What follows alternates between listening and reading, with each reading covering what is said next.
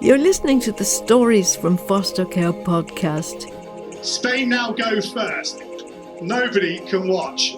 Oliver, the captain, to give Spain the advantage. Oliver, shot from the top last time. This time she looks to go around McFerran. McFerran's made the save with the stick. And McFerran has saved. And now Ireland have a chance to win it. And that's a great pick by McFerran there with the stick. Gillian Pinder now has the opportunity to send the Green Army wild. Pinder scored with her first shuttle. Pinder scored with her second! And Ireland are in the Hockey World Cup final. The second lowest ranked side in the competition. Rip up the full dick once more. And we'll play in the final match tomorrow. Ayeisha McFerran is one of the best goalkeepers in hockey in the world. She began playing at the age of 7 in her native Larne, and she made her senior debut for Ireland on the day after her 18th birthday. She's an Olympian, World Cup goalkeeper of the tournament, and winner of 4 All-American awards from the National Field Hockey Coaches Association in America, to where she'd travelled on a scholarship in 2015. Described as a shootout specialist, she made crucial saves during penalty shootouts, which saw Ireland reaching the World Cup final in 2018 and a first Olympic Games. Now aged 26, she plays for Dutch club SV Kampong and she lives in Holland. She also spent part of her life in foster care, and she's here via Zoom to chat to us today. Ayeisha, welcome. Thanks, Neve. I think you got most of that in there. Good. There's a lot.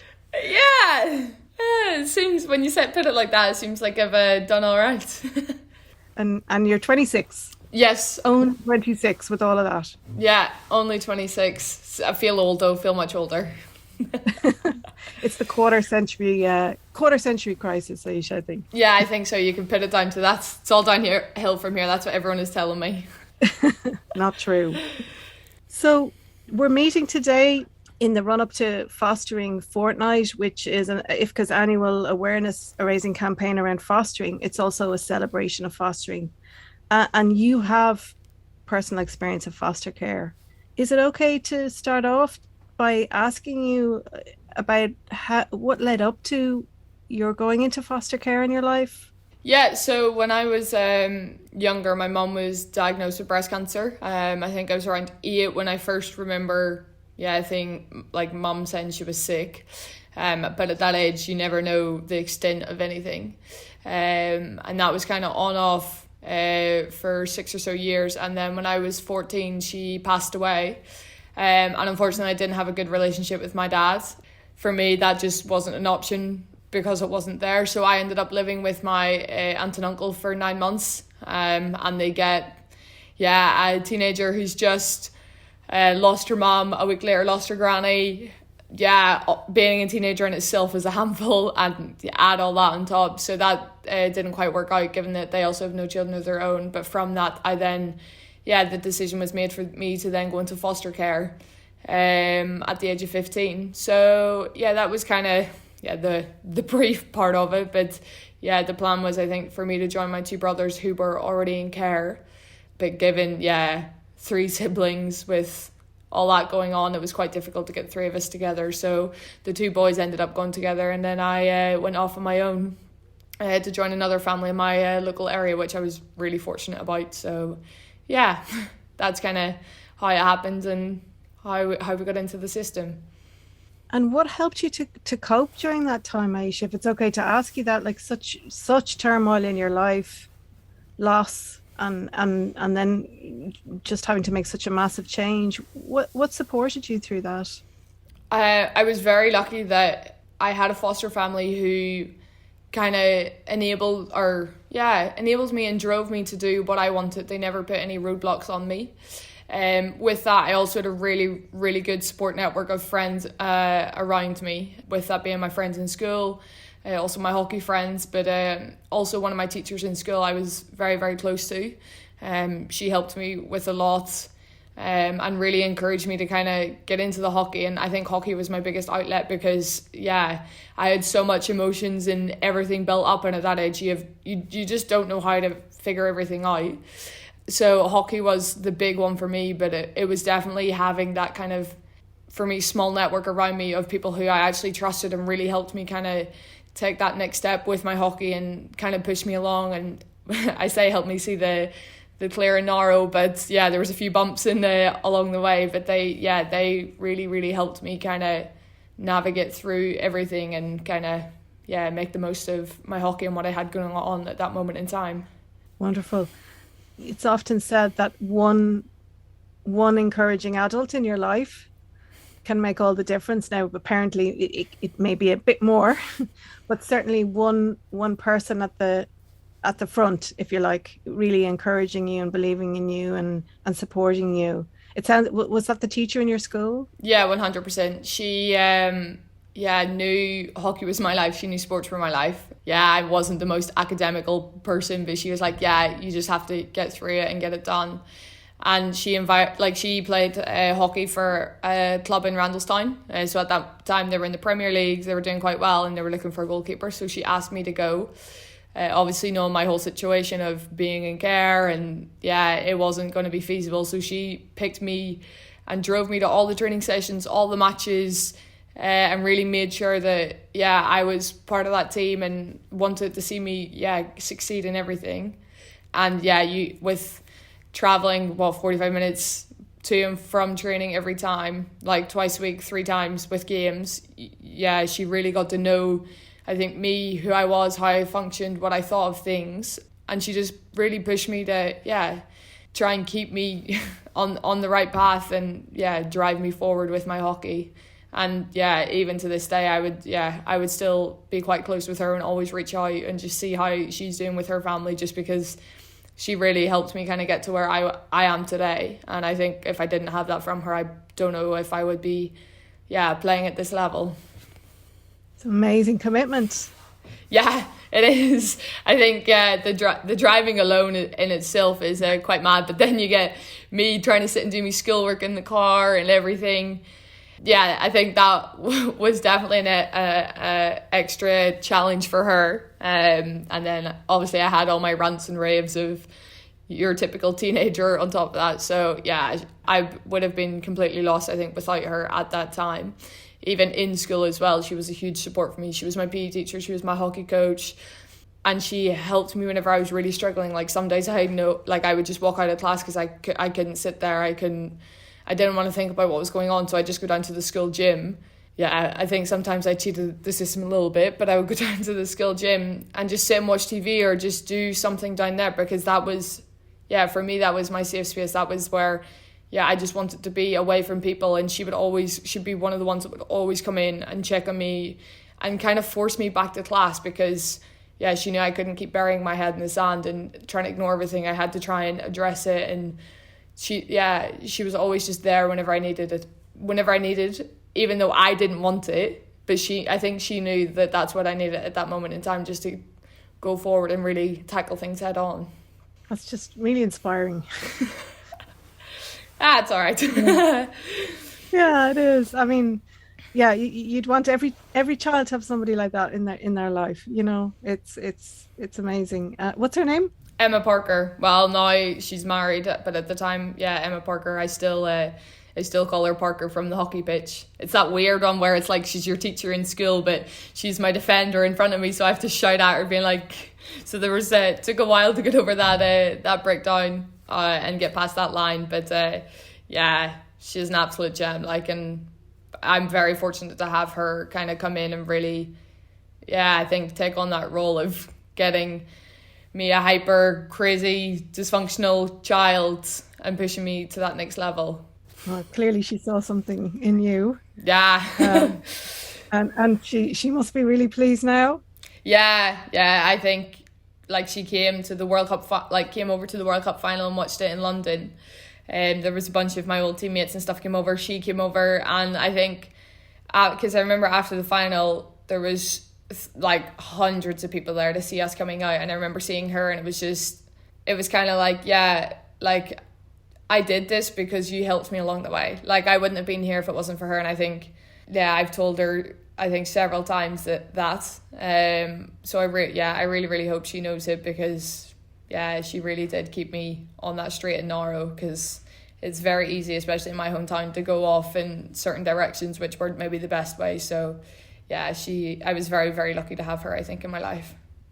Ayeisha, just going back a little bit, is something that happens unfortunately commonly when children enter the foster care system is that they're separated from brothers and sisters. And I wonder, what do you think people need to understand about that experience? You know, how was that for you at the time? I think it's very dependent on the family. I literally had this conversation the other day where my family, we were quite independently driven already, given that my mum was sick from quite young. So I had my sister, I had my older sister, my older brother. I think when my mum first got sick, 7 or 8, and then I had my younger brother as well, who was quite young. So from a very young age, we were forced to grow up really quick, really early, and kind of drive and do things by ourselves. And we're your typical Irish country family where like you fight the bit out, you speak to the boys whenever you need something from them. Like that was just our family, that was our dynamic, and that worked for us. And so I think, yeah, when we get separated, it was tough. Like you go through this really, really big event in your life, which, yeah, you don't wish on any kids. And the 4 of us, it was hard because my sister was almost 18 when my mum passed. So she was left to her own devices. They were like, yeah, we're really sorry, you're not going to get placed. Good luck. I then moved with my aunt and uncle. So I separated myself from my siblings right away. And then my 2 brothers, after a few months with living with my dad, they then went into care. So it was really, for us, it's not that it was a big shock. It was difficult, yeah, of course, but I think we handled it the best we could. I think the most important thing was my younger brother having someone, because he was still trying to figure everything out. He didn't, I don't think, fully understand what was happening. So for him to go into care with my older brother, I think that was huge. I think it was probably most tough on my sister, because she was left 18, good luck, survive the world. So yeah, I can only imagine how hard that was on her. She had to finish her A-levels. She then had to try and find somewhere to live, put herself through university, things like this, where that's not easy when you have the support of everyone around you. But when you're trying to do it literally by yourself, I think she handled that phenomenally well. And I only have admiration for what she did. And then I was off with my aunt and uncle for 9 months, and then off on my own in foster care. But I think for me, I was so used to doing my own thing anyway. I was always either traveling with my hockey, I was out with my friends, or for me, I remember like there's times where I'm up to 2 a.m. cleaning the kitchen or cleaning the living room because I don't want my mum to come down the next day and it be a mess because she can barely get out of bed. So like I was quite independently driven and just always taking care of myself and making sure everyone else is okay, and making sure that Shay, my younger brother, had like his lunch ready for school the next day and things like this. So yeah, of course it was difficult, but I think we were in an okay place with it. Well, I was anyway, because I was naturally used to being away from everyone. I think I also maybe buried my head in the sand a little bit to try and not address what was happening. Try and keep going on with my life. Like the day after my mum died, I went into school the next day and pretended like nothing changed, that nothing was different. So I was very much like, I just want to keep going forward. I don't want to address it, ignore it all. And I think that part happened in my relationship with my siblings, because I went off to my own foster care and I just kept going, I didn't see my brothers or my sister as much as I would have liked. But I think that was down to my own doing, because I knew, the option was there for me to go and see them wherever. But I just tried to keep going. I didn't want to address it. Like I didn't want to, I think, say it out loud that this was now my normal, but now it is. So I think, when I look back, I definitely buried my head in the sand and just kind of ignored it until, very recently, where I've now actually become comfortable speaking about the whole situation. So it was difficult, but I think we were prepared in a way for the separation. I guess what's one of the things I'm hearing is how self-reliant you became at an early age, due to everything that you were going through. And then your horizons, they opened right up, didn't they? Like you got the scholarship to the University of Louisville in Kentucky. You went to the States to take that up. How was it for the world to just open up completely at such a young age? How was that for you to go there? I wouldn't necessarily say it just opened up. For me, it was a lot of independent hard work, because I knew of girls going over. It was one of those things where I'm sitting here, I don't have much family network. I don't know what support I had. I didn't know what I was going to do. But for me, the only thing was hockey. And I was like, okay, let's see what I can do with my hockey. So then I heard about girls going off to America, getting scholarships. And I was like, okay, this could be a good option, because, yeah, I can't afford to put myself through university. Yeah, whenever I first started looking into it, I think it was 15, 16, you don't really understand the whole like student loan situation, blah, blah, blah, because no one really explains that to you. Like, you're in school, you just get told you're going to be in tons of debt, and that's normal. But I really was not comfortable with that, because I'm like, yeah, who am I going to fall back on if I get stuck, or if something happens, or if I need help? Who'd I have? So that's whenever I started looking into America, because, yeah, this could be a real option to get a full scholarship, get my degree, go travel the world, like living in another country.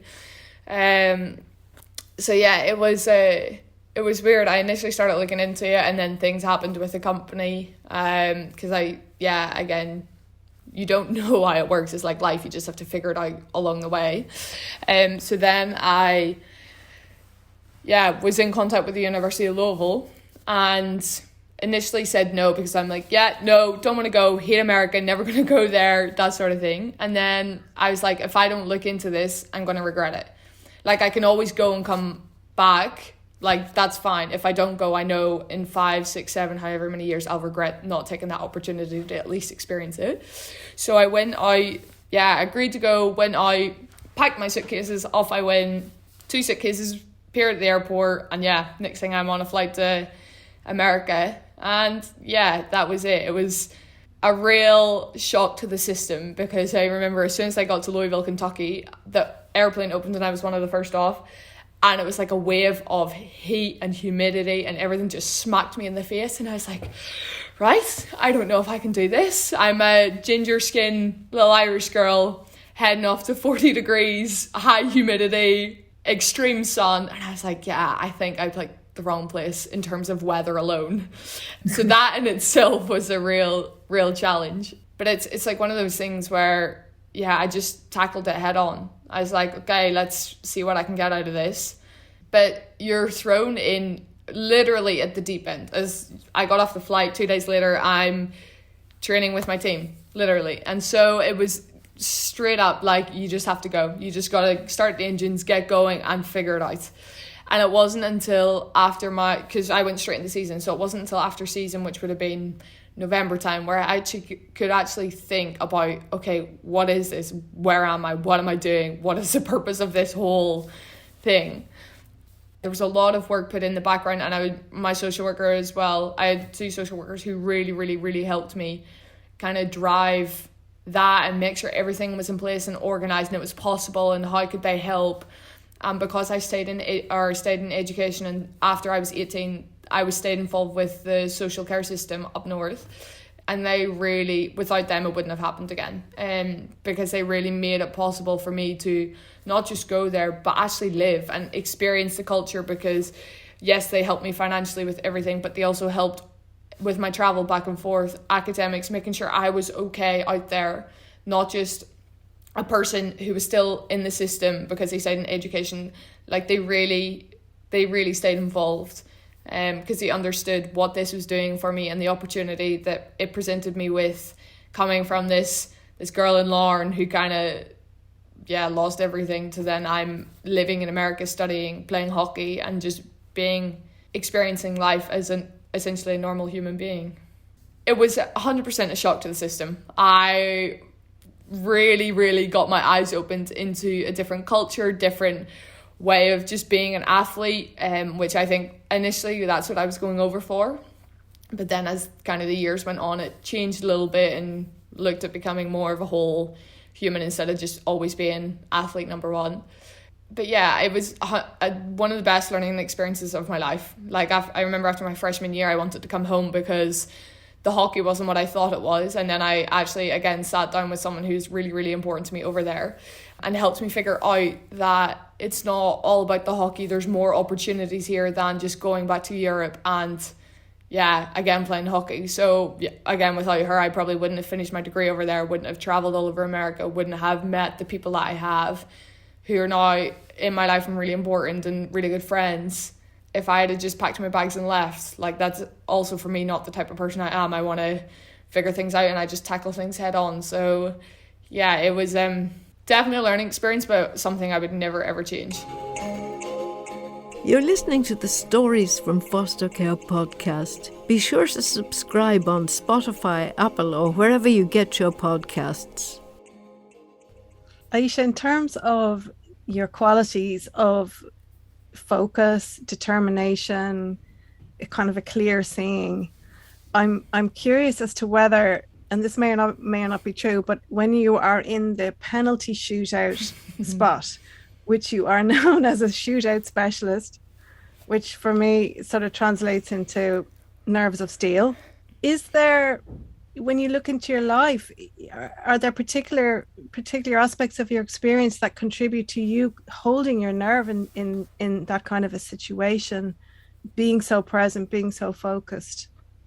I think, yeah, there's probably a lot of things that kind of come in together that maybe I don't realize.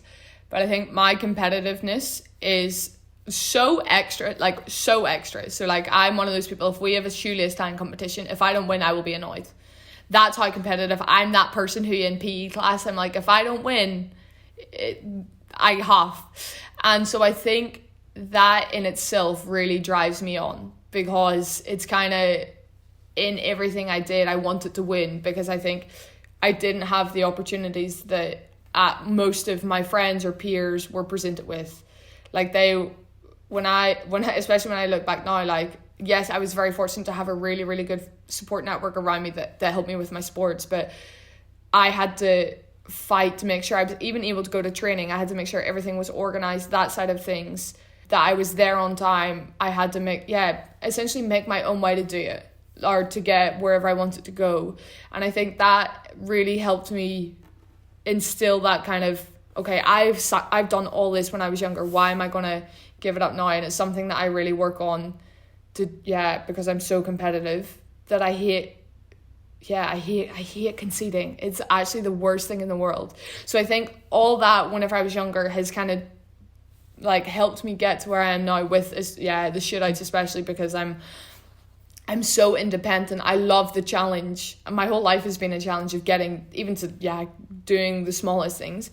So I'm like, okay, I love the challenge of kind of being put number one and like proving that I can do it. And I think that is probably a big part in itself, because no one picks to become a goalkeeper because they're like, that looks really fun, because it hurts so much. The amount of times I get hit with the ball, not okay. It really hurts. But I think that's part of it, because I want to always be seen as that I'm succeeding, and that it's if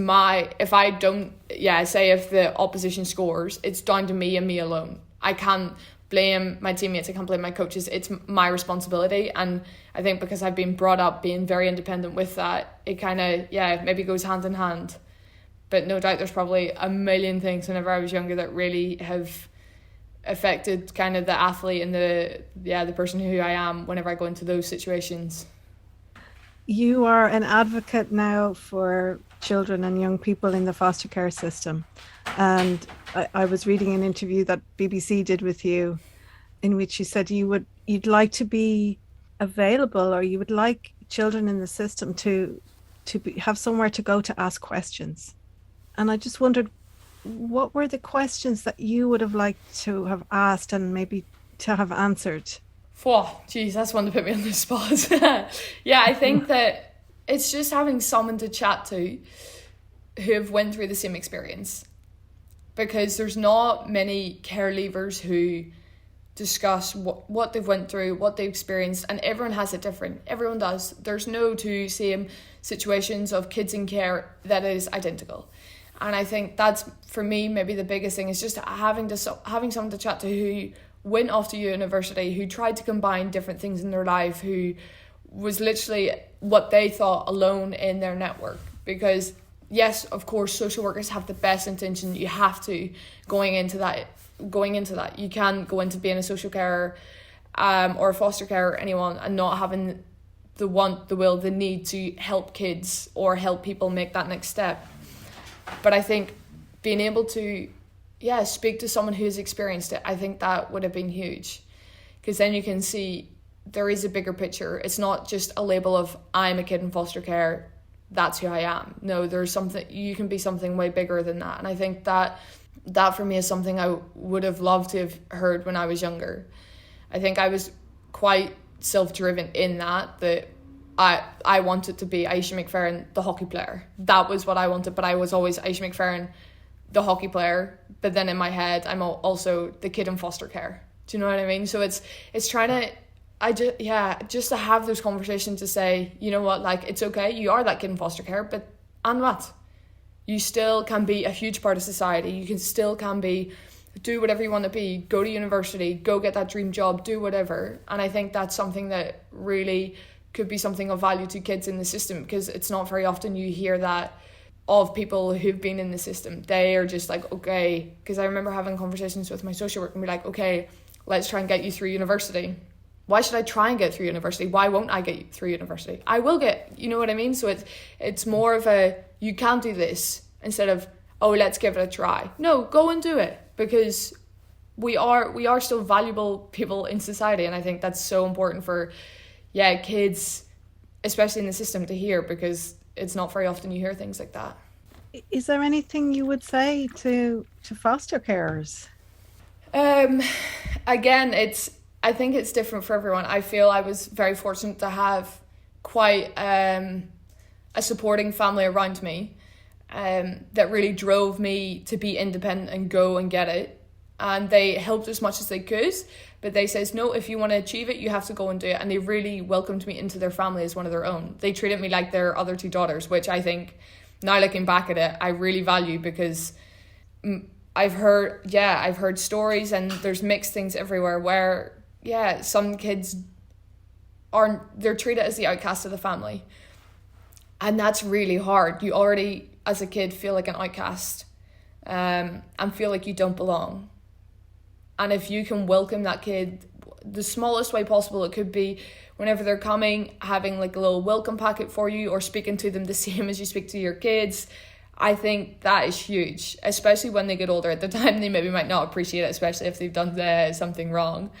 And you scold them like you scold your own kids. But I think when kids are older, they will realize, no, I was being treated the exact same as the family, as the other siblings or whoever was in that family. And I think that's something that's really important that foster families can really do, or foster carers can really do, is try and treat them as I don't want to say normal, but as normal as one would treat their own children. It's pretty simple in a way. Yeah, small things. I think so. I think it's not the big things that you remember. It's all the small little things that really make it seem normal. Like I remember, whenever I moved into care to the family I lived with, I walked in with 2 bin bags, and that's all I had. Everything I owned, all 14 or 15 years of my life within 2 bin bags. And it was, I was very different to I say my foster mum, but I would always say the family I lived with, or the lady I was never, at that time, it was never my foster mum, but she would always come back with clothes and things. She would go out shopping because she would bring her daughters back stuff, and then she would always bring me something back too. And I'm not saying money value of things is it doesn't have to be anything of value. It can be the smallest things, but I knew that's how she was trying to welcome me as part of the way into her family, because she did it for her daughters and she did it for me as well. She could easily have not got me anything, very easily. And especially when it came to Sundays, we would always have a big family roast. If you were in, like if you're in the house or whatever, you would come for a family roast. And I just, yeah, loved it because I never had that growing up. Like whenever I was younger, we all had our own things going on, and yeah, with mum being sick, we like even sometimes we would make food as siblings. But yeah, to have that just felt so cozy and normal. Like I was in this family, I'm sitting here having a family dinner with them, and that was, yeah, really, really nice. So Ayeisha, as we kind of come to the end of our time, is there anything you would like to add? Is there anything that you haven't said that you would like to?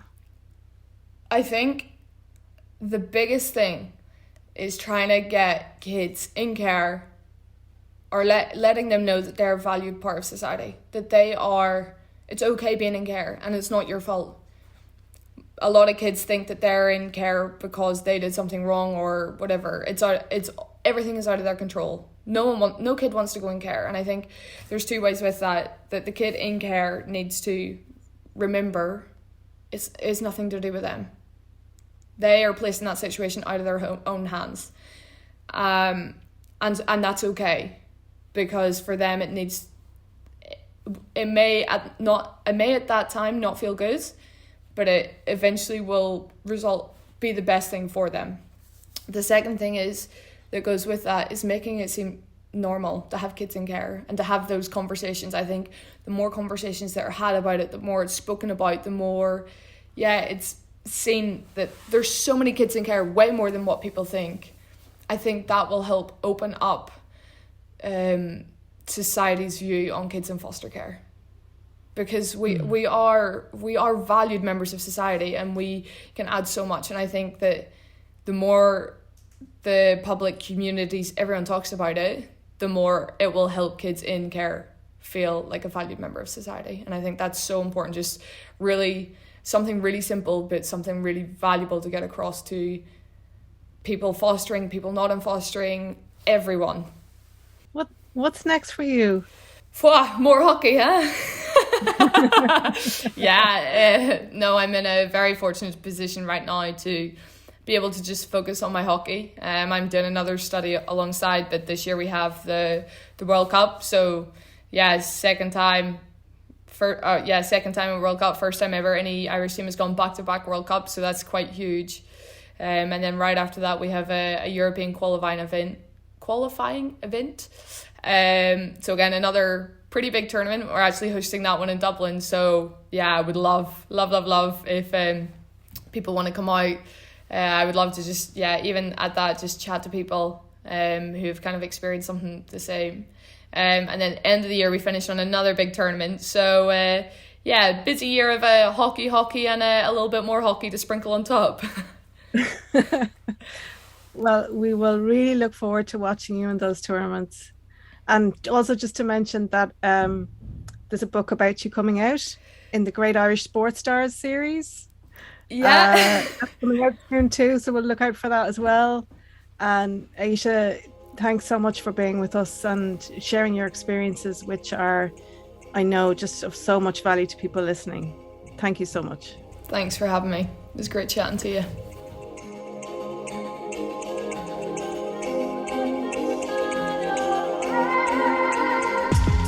It was great catching up with Ayeisha McFerran. Her book in the series Great Irish Sports Stars is out now, and you can follow her on Instagram and Twitter. We wish her and the Irish team all the best in the coming year, and we look forward to seeing them in action.